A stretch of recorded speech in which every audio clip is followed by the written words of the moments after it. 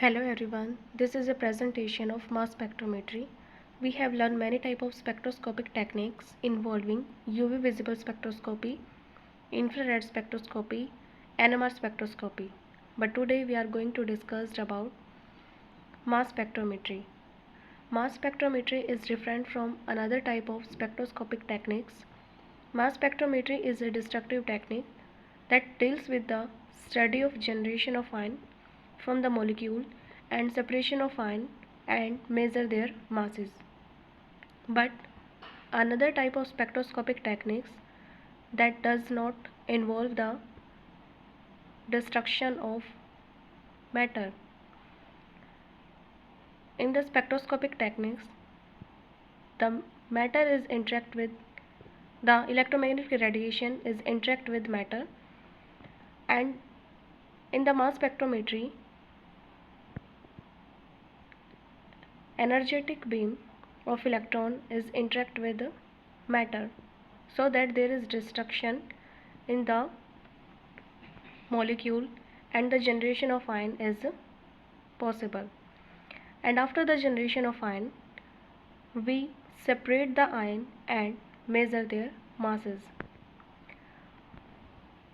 First of all जो ion है, जो मैटर है, वो हमारा मॉलिक्यूल है, जो वो गैसेस फॉर्म में प्रेजेंट होना चाहिए. जो सिस्टम इनलेट है उसमें हम सैंपल को फिल करते हैं, और जो आयन है, आयन सोर्स है, उसका वेपराइजेशन करना है. मीन्स जो हमारा सैंपल है वो हमारा वेपर फॉर्म में प्रेजेंट होना चाहिए, मीन्स गैसेस फॉर्म में प्रेजेंट होना चाहिए. और जो गैसेस फॉर्म में प्रेजेंट है उसका मास m है. लेट सपोज उसका मास m है और जो नंबर ऑफ मॉलिक्यूल हैं वो n0 है.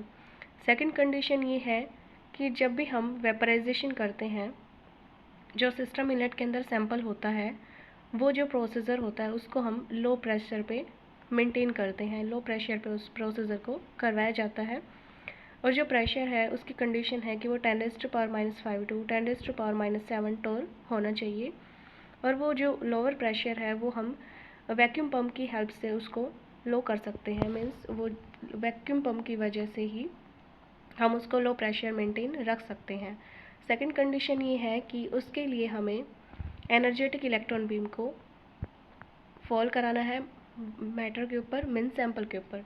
तो जो एनर्जेटिक इलेक्ट्रॉन बीम है वो 70 इलेक्ट्रॉन का ही हम लेते हैं. मीन्स ये 70 इलेक्ट्रॉन वोल्ट ही यूज़ किया जाता है, ना इससे कम ना इससे ज़्यादा. तो 70 electron volt is sufficient energy that is used for the in the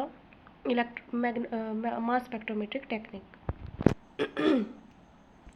Similarly, after vaporization, there is a ionization of molecule. जब जो इलेक्ट्रोमैग्नेटिक रेडिएशन है, जो एनर्जेटिक इलेक्ट्रॉन बीम है वो हमारे सैंपल के ऊपर फॉल की जाती हैं, तो जो मॉलिक्यूल है, जो मैटर है, उसका आयनाइजेशन होता है, वो आयंस के फॉर्म में कन्वर्ट हो जाता है. और जब जो आयनाइजेशन होता है उसके लिए सिर्फ only 10 electron volt energy sufficient. So after ionization, और इसके लिए भी कंडीशन है कि आयनाइजेशन किसका पहले होगा. तो आयनाइजेशन उस मॉलिक्यूल का पहले होगा जिसकी लोवेस्ट आयनाइजेशन पोटेंशियल है. सिमिलरली, जैसे जिसकी भी आयनाइजेशन पोटेंशियल कम होगी वही पहले इजेक्ट होगा और उसका ही आयनाइजेशन पहले होगा. मान लो, लेट सपोज कि वो जो आयनाइजेशन हो रहा है उसका मॉलिक्यूलर मास है m पॉजिटिव. आफ्टर आयनाइजेशन जो पहले मास था वो m था. जब वो वेपराइजेशन के फॉर्म में था, मीन्स गैसेस फॉर्म में था, तो जब उसका मास m था और जब उसके बाद हमने उस पर इलेक्ट्रॉन बीम को इजेक्ट कराया, इलेक्ट्रॉन बीम को उस पर डाला, तो वहाँ पर आयनाइजेशन हो गया. आयनाइजेशन के बाद जो मॉलिक्यूलर आयन है उसका मास m पॉजिटिव बन गया है. मीन्स आफ्टर आयनाइजेशन जो मैटर था, जो हमारा मॉलिक्यूल था, वो आयन्स की फॉर्म में कन्वर्ट हो गया है. और जो आयनाइजेशन होगा उसके लिए भी कंडीशन है कि किसका पहले आयनाइजेशन होगा. आयनाइजेशन के लिए जिसका भी लोवेस्ट आयनाइजेशन पोटेंशियल है उसका ही पहले आयनाइजेशन होगा. जिसका ग्रेटर आयनाइजेशन पोटेंशियल है वो बाद में उसका आयनाइजेशन होगा. और आयनाइजेशन पोटेंशियल का ऑर्डर है कि जो सिग्मा इलेक्ट्रॉन्स हैं उनकी आयनाइजेशन पोटेंशियल सबसे ज़्यादा होती है. उसके बाद पाई इलेक्ट्रॉन है. पाई इलेक्ट्रॉन में भी जो नॉन कॉन्जुगेटेड है कॉन्जुगेटेड का ज़्यादा होता है, उसके बाद फिर आ जाते हैं कॉन्जुगेटेड एंड फिर लोन पेयर। लोन पेयर जो है वो हमारे लूजली बाउंड इलेक्ट्रॉन है, तो सबसे पहले जो आयनाइजेशन होगा वो loosely bound lone pair electrons का होगा और सबसे बाद में सिग्मा इलेक्ट्रॉन्स का आयनाइजेशन होगा, क्योंकि वो हमारे स्ट्रिक्टली बॉन्डेड सिग्मा इलेक्ट्रॉन है, मतलब कि उनका जो बॉन्ड एनर्जी है वो बहुत ही ज़्यादा है। तो जो लोन पेयर इलेक्ट्रॉन है वो लूजली बाउंड है, तो इसलिए उनका सबसे पहले इजेक्शन होगा, उनका सबसे पहले आयनाइजेशन होगा। उसके बाद कि जो हम 70 इलेक्ट्रॉन वोल्ट एनर्जी यूज़ करते हैं, मीन्स जो लो प्रेशर यूज़ करते हैं, उसका यहाँ पर क्या कारण है, क्योंकि वहाँ पर जब आयनाइजेशन हो जाता है मॉलिक्यूल का आयनाइजेशन के बाद ज़रूरी नहीं है कि हर एक मॉलिक्यूल आयनाइज हो, मतलब सबकी अलग अलग पोटेंशियल है आयनाइजेशन होने की। तो कुछ ऐसे मॉलिक्यूल हैं, मीन्स आयन है, मतलब मॉलिक्यूल हैं कि वो कुछ का आयनाइजेशन हो जाएगा, कुछ का नहीं होगा, मीन्स कोई आयनाइज्ड फॉर्म में प्रेजेंट है, कुछ अनआयनाइज्ड फॉर्म में प्रेजेंट है। तो वहाँ पर उनकी इंटरेक्शन को अवॉइड करने के लिए हम लो प्रेशर का यूज़ करते हैं ताकि अगर वो जो आयनाइज्ड है और नॉन आयनाइज्ड मॉलिक्यूल है वो आपस में इंटरेक्ट ना करें, तो इसीलिए हम लो प्रेशर का यूज़ करते हैं। To avoid the interaction between ionized molecule and non ionized molecule, we maintain the pressure condition at 10⁻⁵ to 10⁻⁷ torr, और इसके लिए हम वैक्यूम पम्प का यूज़ करते हैं। और सेकंड कंडीशन ये थी कि हम उसमें एनर्जेटिक इलेक्ट्रॉन बीम का यूज़ करते हैं, जो कि 70 इलेक्ट्रॉन वोल्ट की होती है, बट उसमें से सिर्फ 10 इलेक्ट्रॉन वोल्ट ही एनर्जी यूज़ हो जाती है जब हम मॉलिक्यूलर आयन को, मीन्स जो हमारा सैंपल है वेपराइजेशन फॉर्म में प्रेजेंट है, उसका आयनाइजेशन करा जाता है, मीन्स उसको मॉलिक्यूलर आयन की फॉर्म में कन्वर्ट किया जाता है। और इसके लिए जो थर्ड कंडीशन है कि जो आयनाइजेशन होगा वो सबसे पहले किसका होगा, जो लूजली बाउंड इलेक्ट्रॉन है, मीन्स जो लोन पेयर प्रेजेंट है, और सेकंड कि उसमें आ जाता है फिर कॉन्जुगेटेड और नॉन कॉन्जुगेटेड का। लोन पेयर के बाद कॉन्जुगेशन में जो प्रेजेंट है उनका होगा, फिर नॉन कॉन्जुगेटेड का, और फिर लास्ट में सिग्मा इलेक्ट्रॉन का। और इसके बाद जो बची हुई एनर्जी होती है, मान लो कि 70 इलेक्ट्रॉन वोल्ट थी, उसमें से 10 इलेक्ट्रॉन वोल्ट हमारी आयनाइजेशन में यूज़ हो गई है, तो रिमेनिंग एनर्जी जो 60 इलेक्ट्रॉन वोल्ट है वो हमारी रिमेनिंग एनर्जी है, जो कि फ्रेगमेंटेशन के लिए यूज़ की जाती है और जो फ्रेगमेंटेशन है वो भी दो टाइप का होता है, मीन्स होमोलाइटिक भी हो सकता है और हिटोलाइटिक फिशन भी हो सकता है। लेट अस सपोज कि अगर होमोलाइटिक फिशन होता है तो होमोलाइटिक फिशन में फ्री रेडिकल ही जनरेट होते हैं और हिटोलाइटिक फिशन में आयंस बनते हैं।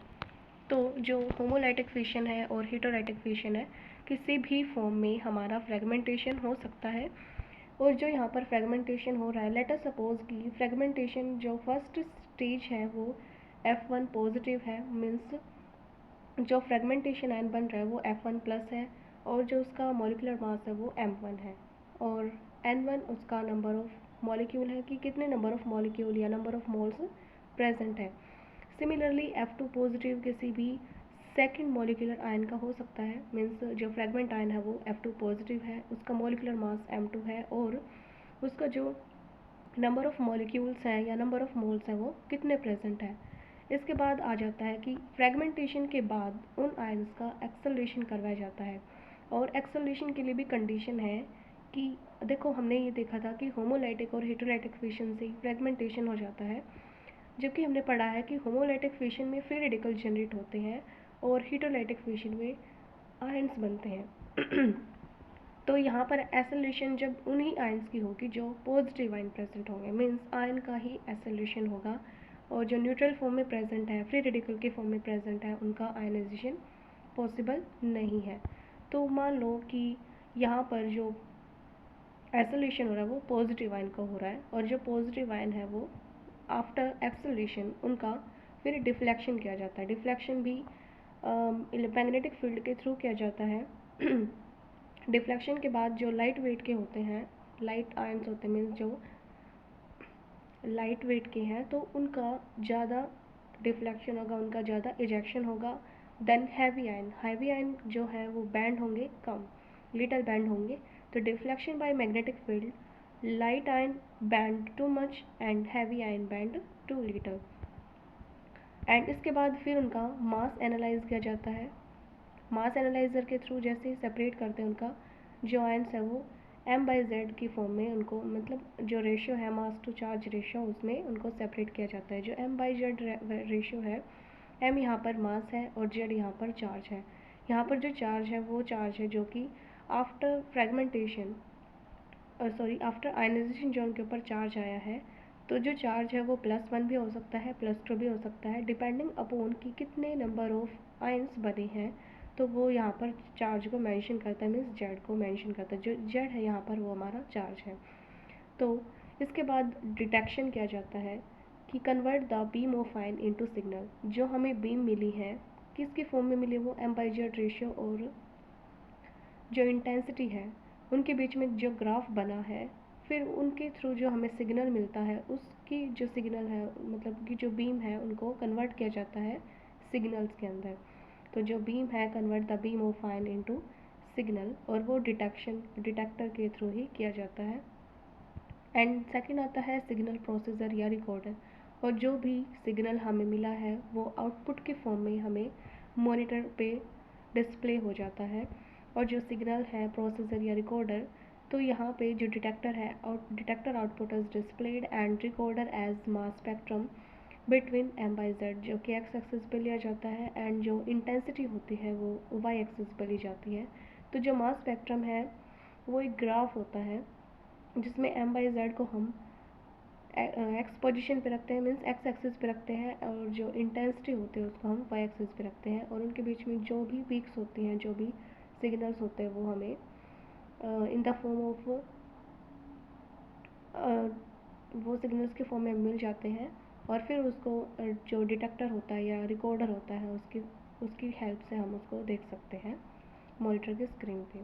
इसके बाद आता है कि मान लो, एज्यूम करो कि यहाँ पर जो n है, कि n यहाँ पर जो जिसका सबसे ज़्यादा मॉलिक्यूलर मास है वो मॉलिक्यूल है, और जिसका सबसे ज़्यादा मॉलिक्यूलर मास है उसकी ही रिस्पेक्ट में हम अनदर मॉलिक्यूल का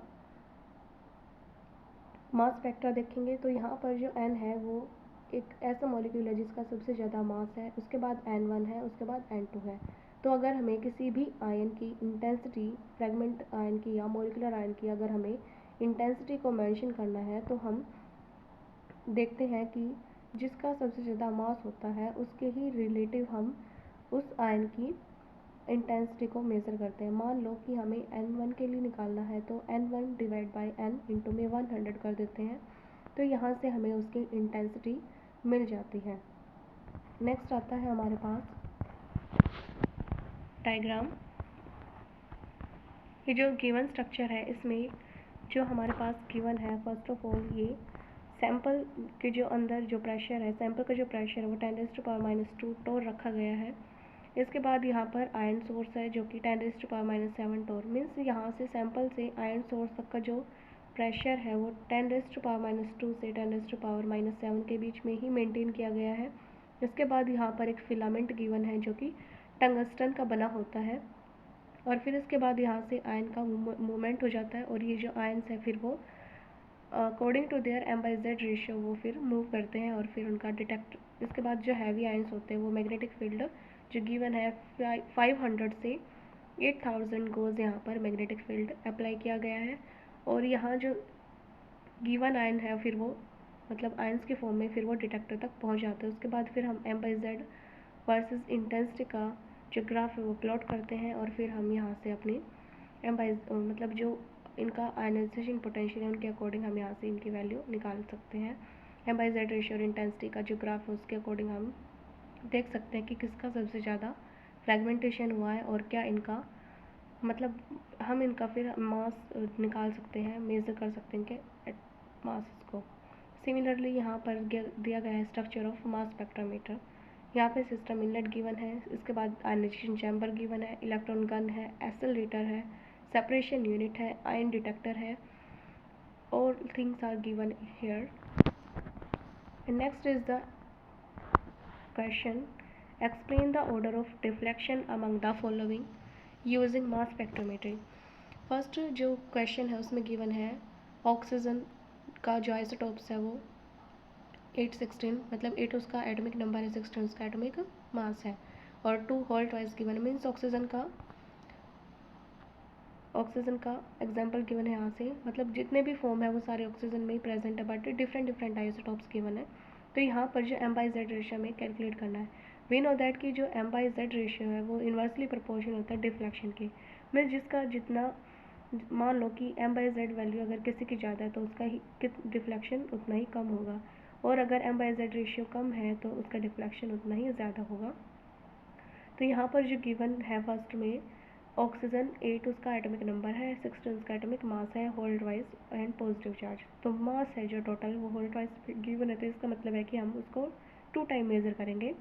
तो जो उसका मास है वो 16 + 60 डिवाइड बाई जो चार्ज है, मीन्स कितना है, पॉजिटिव चार्ज है, जेड की वैल्यू 1 है, तो उसको हम डिवाइड करेंगे 1 से, that is equal to 16 + 16/1, that is equal to 32। और यहाँ पर जो m/z रेशियो है वो 32 है। सिमिलरली हम सेकंड के लिए निकाल सकते हैं। सेकंड में जो ऑक्सीजन के आइसोटॉप्स हैं वो 2 गिवन है, एक के लिए 16 है मास नंबर और एक के लिए 18 है मास नंबर। तो जो m/z वैल्यू है वो 16 + 18 डिवाइड बाई 1, क्योंकि जो आयन है वो 1 ही है, z की वैल्यू 1 है, तो यहाँ से हमारी जो m/z रेशियो आ जाता है वो 34 आ जाता है। सिमिलरली ऑक्सीजन होल ट्वाइस और जो मास नंबर है वो 16 है और उसके पास +2 चार्ज है, तो जेड की वैल्यू यहाँ पर +2 हो जाएगी। सिमिलरली 16 + 16 मतलब कि होल ट्वाइस है, इसका मतलब है कि हम उसका 2 टाइम्स ऐड करेंगे, divide by 2, that is equal to 16। Similarly हम फोर्थ का भी काउंट कर लेंगे। ऑक्सीजन 18 की फॉर्म में प्रेजेंट है, होल ट्वाइस +2 चार्ज है, तो सिमिलरली यहाँ पर जेड की वैल्यू भी 2 हो सकती है। एंड जो मास है वो होल ट्वाइस है, तो 18 + 18 that is equal to 36 divide by 2, that is equal to 18। तो अगर हम इनका ऑर्डर निकालें कि किसका m/z रेशियो ज़्यादा है, तो वो सेकंड का सबसे ज़्यादा है, एंड फिर फर्स्ट का, एंड देन फोर्थ का, एंड देन थर्ड का। तो यहाँ से जो ऑर्डर ऑफ डिफ्लेक्शन होगा वो इसका m/z रेशियो का इन्वर्स है, तो यहाँ से जो डिफ्लेक्शन है सबसे ज़्यादा किसका होगा, थर्ड का, देन फोर्थ का, फर्स्ट का, एंड देन सेकंड का। तो यहाँ से हम इसको निकाल सकते हैं। इसके बाद आता है कि मास स्पेक्ट्रोमेट्री क्या होता है।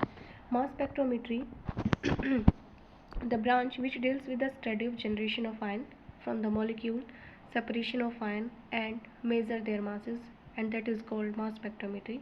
तो जो फर्स्ट ऑफ ऑल की हमने ये देखा था कि सबसे पहले जो हमारा सैम्पल सोर्स है या फिर सैम्पल इनलेट है उसको हम गैसेस फॉर्म में रखते हैं या वेपराइजेशन के फॉर्म में रखते हैं, और उसके बाद फिर उसमें एनर्जेटिक इलेक्ट्रॉन बीम को डाला जाता है, वो जो कि 70 इलेक्ट्रॉन वोल्ट की होती है, और फिर उसमें से सिर्फ 10 electron volt energy sufficient to detection या डिफ्लेक्शन ऑफ द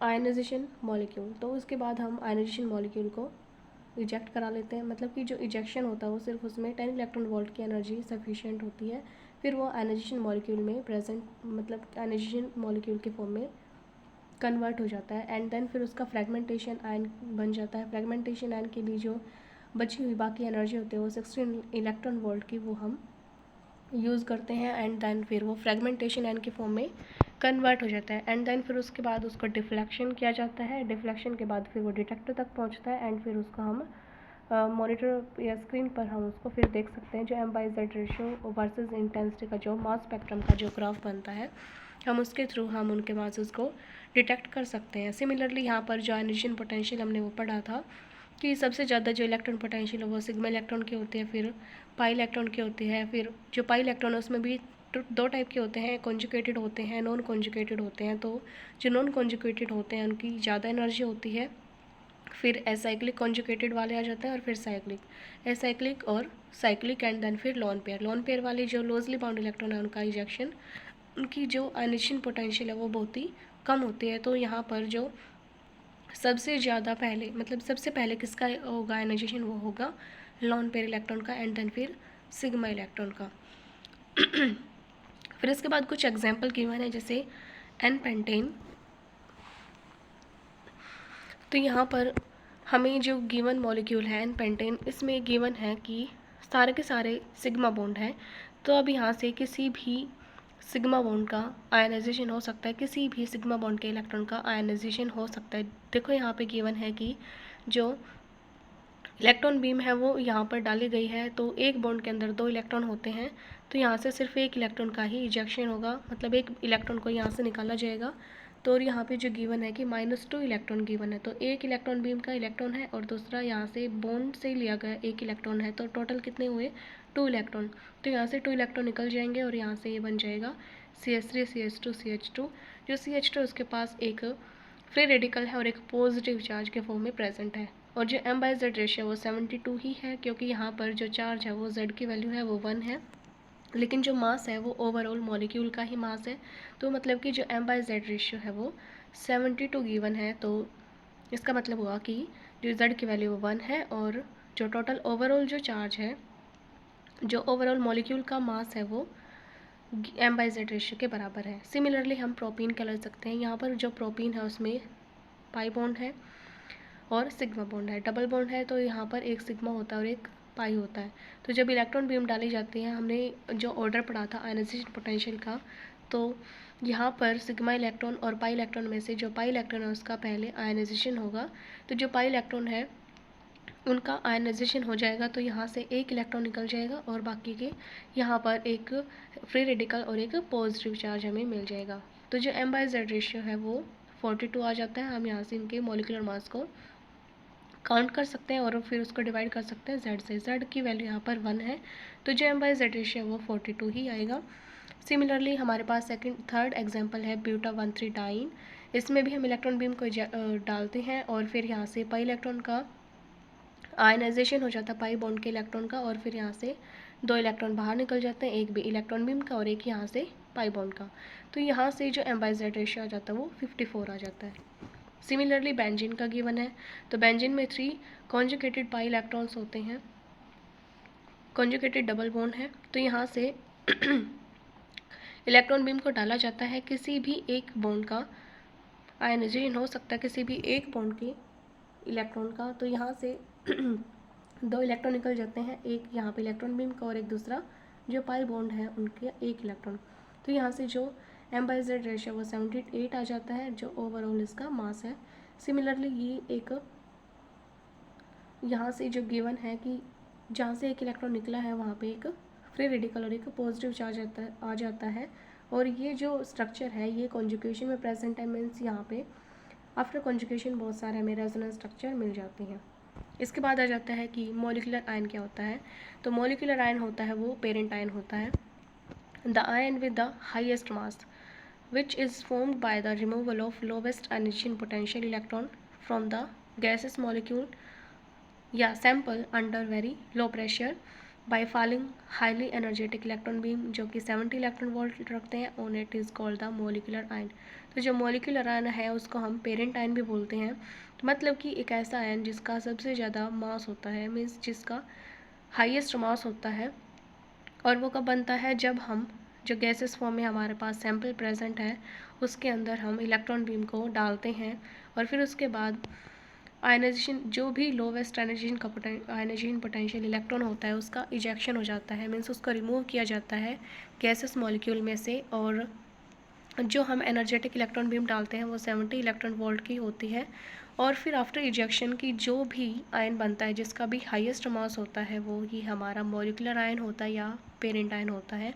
तो जैसे यहाँ पे गिवन एग्जांपल में क्लोरोइथीन, तो इसमें हम इलेक्ट्रॉन बीम को डालते हैं, तो यहाँ पर जो क्लोरीन है उसमें 3 लोन पेयर होते हैं, तो इनमें से किसी भी एक लोन पेयर का इलेक्ट्रॉन को इजेक्ट कर लिया जाता है, उसको रिमूव कर दिया जाता है। तो यहाँ से 2 इलेक्ट्रॉन रिमूव हो जाएंगे, एक इलेक्ट्रॉन बीम का और एक दूसरा जो क्लोरीन है उसके पास जो लोन पेयर है उसका। तो जो m/z रेशियो वो 64 है, यहाँ पर हम उसको कैलकुलेट कर सकते हैं। सिमिलरली जो इथेनॉल है, इथेनॉल में भी जो ऑक्सीजन है उसके पास भी 2 लोन पेयर है, तो इलेक्ट्रॉन बीम डाली जाती है, तो यहाँ से इलेक्ट्रॉन के जो ऑक्सीजन है उसका एक इलेक्ट्रॉन यहाँ से रिमूव हो जाता है और यहाँ पे पॉजिटिव चार्ज आ जाता है, तो ये m/z रेशियो 46 आ जाता है इसका। सिमिलरली यहाँ पर कोई ईथर मॉलिक्यूल है तो वहाँ पर इलेक्ट्रॉन बीम डाला जाता है और वहाँ पे भी यहाँ पर भी एक फ्री रेडिकल और एक पॉजिटिव चार्ज की फॉर्म में ही रह जाता है।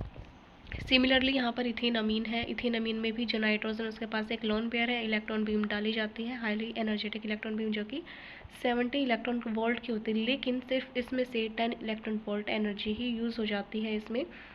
इसको मॉलिकुलर आयन में कन्वर्ट करने के लिए, मीन्स पेरेंट आयन में कन्वर्ट करने के लिए।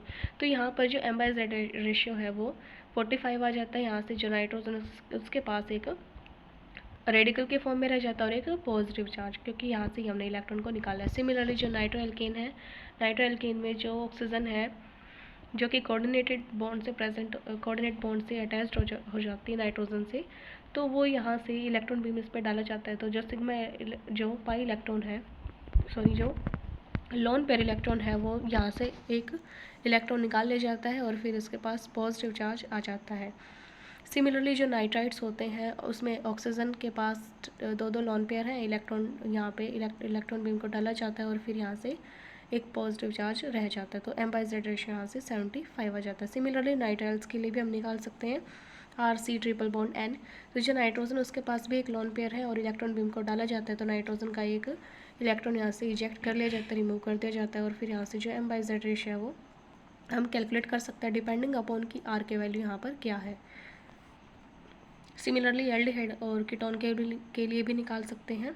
जब यहाँ पर इलेक्ट्रॉन बीम को डाला जाता है तो एक इलेक्ट्रॉन निकाल लिया जाता है, जो कि लोन पेयर ऑक्सीजन के पास प्रेजेंट है, वहाँ से ही इलेक्ट्रॉन निकलेगा। दो इलेक्ट्रॉन रिमूव हो जाएंगे, एक इलेक्ट्रॉन बीम का, दूसरा एक लोन पेयर का जो कि ऑक्सीजन के पास प्रेजेंट है, और यहाँ से ऑक्सीजन के पास एक पॉजिटिव चार्ज आ जाता है। सिमिलरली जो इथेनोइक एसिड है वहाँ पर भी इलेक्ट्रॉन बीम को डाला जाता है, जो लूजली बाउंड इलेक्ट्रॉन है जो कि ऑक्सीजन के पास प्रेजेंट है, वहाँ से इलेक्ट्रॉन निकाल लिया जाता है, उसके पास पॉजिटिव चार्ज, जहाँ से भी इलेक्ट्रॉन निकलेगा वहाँ पर ही पॉजिटिव चार्ज आ जाएगा। तो जो M/Z रेशियो वो 60, क्योंकि जो इथेनोइक एसिड है उसका जो मॉलिक्यूलर मास है वो 60 होता है। सिमिलरली यहाँ पर कार्बोक्सिलिक एसिड ले सकते हैं और एसिड हैलाइड ले सकते हैं। अगर यहाँ पर OH की जो पोजीशन है वहाँ पर हम कोई भी हैलाइड लगा दें, ईस्टर अगर यहाँ पर कोई H की पोजीशन पे R आ जाए, अमाइड यहाँ पर अगर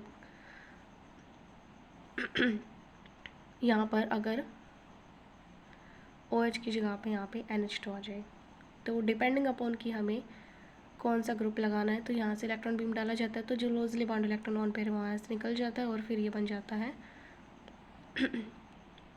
यहाँ से हम हमारा जो मॉलिक्यूल है वो आयनाइजेशन मॉलिक्यूल बन जाता है यहाँ पे। तो जो मॉलिक्यूलर आयन था फिर वो यहाँ बन जाता है M/Z रेशियो, हम इसका कैलकुलेट कर लेते हैं। इसके बाद मॉलिक्यूलर आयन के बाद फ्रेगमेंटेशन आयन बनता है। मॉलिक्यूलर आयन के लिए सिर्फ हमें 10 इलेक्ट्रॉन वोल्ट एनर्जी लगी थी। उसके बाद जो रिमेनिंग 60 इलेक्ट्रॉन वोल्ट एनर्जी है वो हमारा फ्रेगमेंट आयन बनाने के लिए यूज़ किया जाता है। तो फ्रेगमेंट आयन क्या होता है, let we discuss. The ion which is form by the homolytic और हेटेरोलाइटिक फिशन या heterolytic bond cleavage in molecular ion either by using remaining electron of energy of electron beam is called fragment ion। तो जो ion हेटेरोलाइटिक या homolytic fission से बनता है molecular ion का, देखो सबसे पहले हमारे पास वेपर फॉर्म में प्रेजेंट था, है ना। तो जो वेपर फॉर्म में प्रेजेंट था उसमें हमने हाईली एनर्जेटिक इलेक्ट्रॉन बीम को डाला जो कि 70 इलेक्ट्रॉन वोल्ट की थी। उसके बाद उसमें से सिर्फ 10 इलेक्ट्रॉन वोल्ट एनर्जी लगी थी जो कि हमने मॉलिक्यूलर आयन में कन्वर्ट कर दिया था। उसके बाद फिर वो जो रिमेनिंग 60 इलेक्ट्रॉन वोल्ट की जो एनर्जी है वो एनर्जी यूज़ होगी फ्रेगमेंट आयन को बनाने के लिए। तो जो मॉलिक्यूलर आयन है उसके अंदर हम 16 इलेक्ट्रॉन वोल्ट की एनर्जी डालते हैं, फिर वहाँ पर डिपेंडिंग अपॉन कि कौन सा क्लीवेज होगा, होमोलाइटिक होगा या हेटेरोलाइटिक होगा, उसके अकॉर्डिंग फिर वहाँ पर फ्रेगमेंट आयन बनते हैं। तो यही हमारी डेफिनेशन है फ्रेगमेंट आयन की। लेट अस सपोज कि हमारे पास सैम्पल ए है और उसके अंदर हमने इलेक्ट्रॉन बीम डाला 70 इलेक्ट्रॉन वोल्ट, वहाँ से 2 इलेक्ट्रॉन इजेक्ट हो गए, रिमूव हो गए हैं। फिर उसके बाद हमारे पास ए पॉजिटिव, लेट अस सपोज कि ये हमारा फ्रेगमेंट आयन है, सॉरी आयनाइजेशन मॉलिक्यूल है, ठीक है। सो मॉलिक्यूलर आयन है और ये जो मॉलिक्यूलर आयन है फिर अगर ये इनसाइड द आयन सोर्स है, ए प्लस यहाँ पर पेरेंट आयन है या मॉलिक्यूलर आयन है sorry so inside the ion source की जो 16 इलेक्ट्रॉन वोल्ट है सिर्फ वही एनर्जी हमारी यूज़ होगी और फिर वो बी पॉजिटिव कन्वर्ट हो जाएगा। सिमिलरली नेक्स्ट, अगर वो बी पॉजिटिव से बाहर की तरफ, मतलब वो ए पॉजिटिव से बी पॉजिटिव तक जो इनसाइड द आयन सोर्स है, सिमिलरली अगर B positive outside the ion source बनता है तो वो हमारी मेटास्टेबल स्टेट होती है। लेट अस सपोज कि जो A+ है वो इनसाइड द आयन सोर्स बना है और वो सीधा ही डिटेक्टर तक पहुंच गया है, तो इसका मतलब है कि वो हमारा स्टेबल आयन है। सिमिलरली अगर A+ से वो B+ में बनता है जो कि आउटसाइड द आयन सोर्स है, तो इसका मतलब है कि वो एक फिर वो मेटास्टेबल फॉर्म में प्रेजेंट है, मेटास्टेबल आयन की फॉर्म में प्रेजेंट है। तो अगर वो इनसाइड द आयन सोर्स ही बनता है, fragment ion inside the ion source ही बनता है और फिर वो सीधा डिटेक्टर तक पहुंच जाता है, तो इसका मतलब है कि वो स्टेबल आयन था।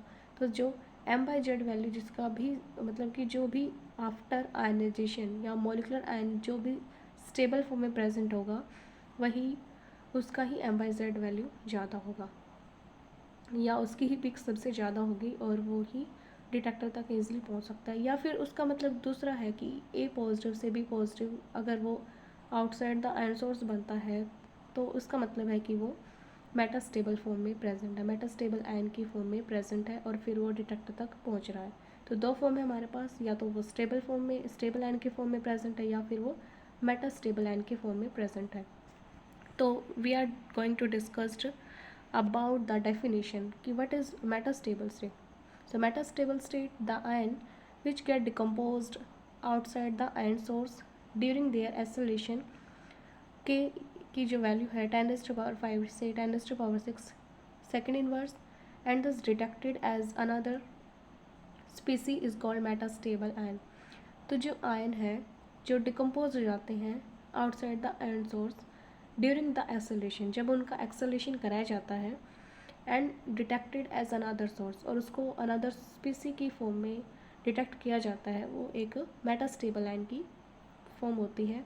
दूसरा कि अगर स्टेबल आयन है the ion which rich the detector without any fragmentation, मतलब कि विदाउट फ्रेगमेंटेशन वो डिटेक्टर तक पहुंच जाता है विद के greater than 10⁵ second inverse are called stable ion, and if A+ ion formed from sample is detected by the detector from A+ ion is called stable ion. Next is the detection of molecular ion, fragment ion and metastable ion M/Z. So M/Z क्या होता है? Mass to charge ratio. The dimensionless mass to charge ratio is called M/Z. ये dimensionless quantity है and जहाँ पर जो m है वो मास नंबर है गिवन आयन का, z यहाँ पर number of its elementary charge, यहाँ पर z है नॉट e की वैल्यू 10 ई की जो वैल्यू होती है वो 1.6 इंटू 10⁻⁻⁹ कूलम होती है, जो कि हम यहाँ पर यूज़ नहीं करते हैं। यहाँ पर हम सिर्फ एलिमेंट्री चार्ज ही लेते हैं जो कि आफ्टर मॉलिकुलर आयन, मतलब कि जो आयन मॉलिकुलर आयन है उसका जो चार्ज होता है सिर्फ वही डिटेक्ट करते हैं, ई की वैल्यू हम नहीं लेते हैं। इसके बाद जो मास स्पेक्ट्रम है वो क्या होता है? मास स्पेक्ट्रम एक टू डायमेंशनल ग्राफ है, 2D ग्राफ है जो कि M/Z वर्सेस इंटेंसिटी के बीच में ड्रॉ किया जाता है। या बोल सकते हैं the two dimensional graph which is the plot between M/Z। सिर्फ हम पॉजिटिवली चार्ज को ही लेते हैं, न्यूट्रल को नहीं लेते हैं, जो कि एक्स एक्सिस पे प्रेजेंट होता है। M/Z जो रेशियो वो एक्स एक्सिस जिसको हम एब्सिसा बोलते हैं एंड जो रिलेटिव अबंडेंस या फिर जो इंटेंसिटी है वो वाई एक्सिस पे या ऑर्डिनेट पे प्रेजेंट होता है। तो ये जो ग्राफ है M/Z वर्सेस इंटेंसिटी का, इसी को हम मास स्पेक्ट्रम बोलते हैं। एंड इसके बाद यहाँ पर गिवन है मास स्पेक्ट्रम ऑफ पेंटीन। यहाँ पर जो स्पेक्ट्रम गिवन है वो पेंटीन के लिए है। तो जो यहाँ पर सबसे ज़्यादा जो पीक गिवन है, सबसे ज़्यादा जो हाइट की जो पीक है वो 43 गिवन है, तो इसका मतलब है कि वो बेस पीक है। सिमिलरली जो सबसे ज़्यादा जिसका मॉलिकुलर मास है वो 72 है, तो इसका मतलब है कि वो मॉलिकुलर आयन की पीक हो सकती है। मॉलिकुलर आयन मतलब कि जिसका M/Z वैल्यू सबसे ज़्यादा है वो मॉलिकुलर आयन की पीक है, मतलब वो सबसे ज़्यादा मास जिसका है वो मॉलिकुलर आयन की पीक होगी, और जो सबसे ज़्यादा हाइट पे प्रेजेंट है वो बेस पीक होगी। एंड वीक जो M/Z है वो 57 पे प्रेजेंट है। एंड प्राइमरी जो बिटाइल कार्बोकेटाइन है, इसका मतलब है कि वो प्राइमरी बिटाइल कार्बोकेटाइन है। एंड नेक्स्ट आ जाता है हमारे पास characteristic of a mass spectrum. Characteristic में अगर हम बात करें तो फर्स्ट ऑफ ऑल उसका डेफिनेशन ही होता है the two dimensional graph which is a plot between M by Z of positively charge ion axis पे जो प्रेजेंट होता है एंड रिलेटिव अबंडेंस जो कि वाई एक्सेस पे प्रेजेंट होता है, तो इन दोनों के बीच में जो ग्राफ है वो मास स्पेक्ट्रम आ जाता है। नेक्स्ट आता है कि molecular ion peak, the ion whose M by Z value is maximum in mass spectra is called molecular ion peak. जो एम बाई जेड वैल्यू है जिसकी भी सबसे ज़्यादा होगी वो हमारा मॉलिकुलर आयन की पीक होगी। And the molecular ion peak tells about the molecular mass of the sample compound. और यहाँ पर जो मॉलिकुलर आयन पीक है वो ये बताती है कि जो हमारा सैम्पल है उसका मॉलिकुलर मास कितना है। Next is the fragment ion peak, the ion whose m by z value is less than molecular ion peak in the mass spectra is called fragment ion peak. The fragment ion peak help in structure determination of sample compound। और जो fragment ion peak है जिसकी m by z value less होती है उसको हम molecular ion peak बोलते हैं द mass spectra, और उसको ही fragment ion peak बोलते हैं।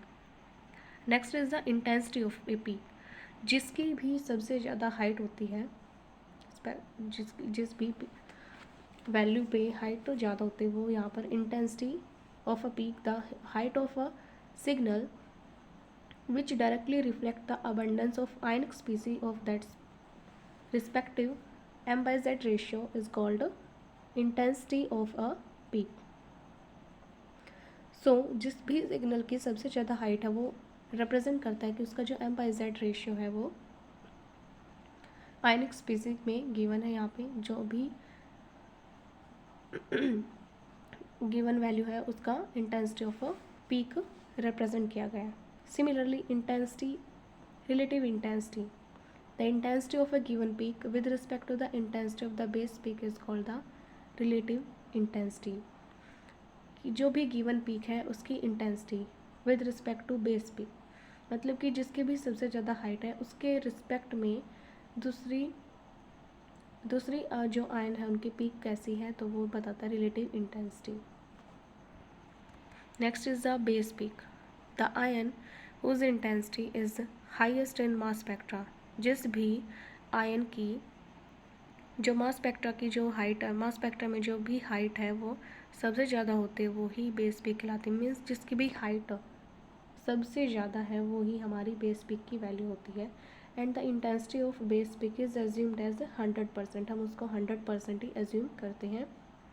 Next is the isotope peak, the low intensity peak with m by z, m+1, m+2 etc. along with high intensity peak with m by z m are called isotope peak।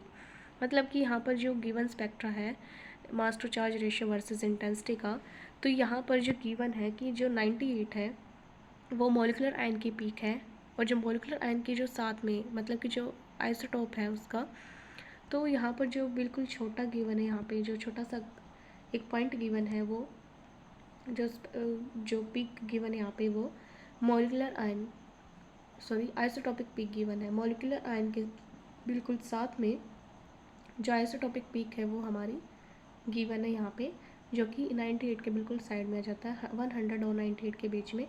तो ये जो peak है ये isotopic peak होती है, जो कि जिस भी आयन का मॉलिकुलर आयन का जो यहाँ पे गिवन है पीक उसके बिल्कुल साथ में ही यहाँ पर आइसोटोपिक पीक होती है।